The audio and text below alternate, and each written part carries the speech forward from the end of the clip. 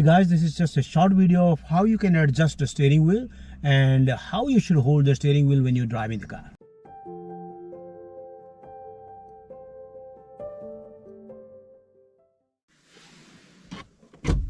Open the steering lock, pull out, push, up and down.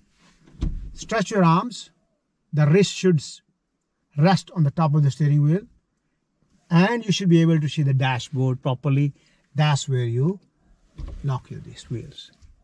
The wheel should not be less than 25 centimeter from your body.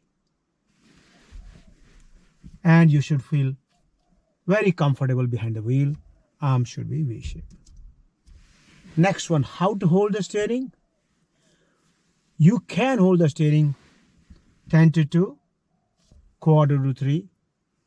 The best way to hold the steering is quarter to 3 so that turning can be adjusted as per the turn. Thank you everyone for watching this video. Please follow our channel. Do write to us if you have got any questions. And please watch our other videos. They are very informative and in details I have explained everything. Please drive safe on the road and I will see you next time.